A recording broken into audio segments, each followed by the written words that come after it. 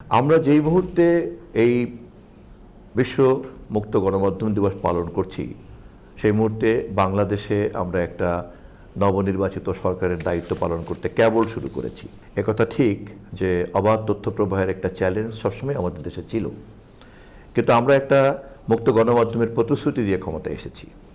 একই সঙ্গে বিশ্বব্যাপী ডিজিটাল জার্নালিজমের কারণে, সিটিজেন জার্নালিজমের কারণে এই মুহূর্তে অবাধ তথ্য প্রবাহের পাশাপাশি অপতথ্য মোকাবেলাটাও একটা জরুরি এবং গুরুত্বপূর্ণ লক্ষ্যে পরিণত হয়েছে সুস্থ গণমাধ্যমের জন্য। অপতথ্যের এই আক্রমণ আমাদের দেশেই সবচেয়ে বেশি এমনটা ভাবা ভুল হবে।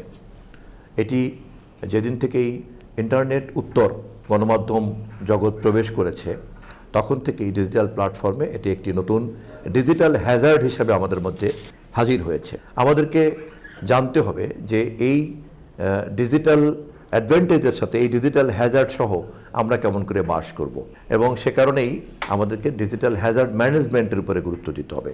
এখানে প্রতিক্রিয়াধর্মী আচরণের চাইতে বরঞ্চ এটাকে গঠনমূলক একটি কর্মপরিকল্পনা গ্রহণ করতে হবে। এবং সবচেয়ে ভালো দিক হচ্ছে যে এই সমস্যাটা কেবল আমাদের ডোমেস্টিক প্রবলেম না, এটা একটা ওভারসিজ প্রবলেম, গ্লোবাল প্রবলেম, এবং গ্লোবালি সলভ হবে। আমাদেরকে অবাধ তথ্য প্রবাহের কাজ এবং দায়িত্বশীল গণমাধ্যম হিসাবে জনগণকে অপতথ্যের হাত থেকে সুরক্ষা দেওয়াটাও একটি দায়িত্বে পরিণত হয়েছে। আমরা একই সঙ্গে দুটি কাজ করতে চাই।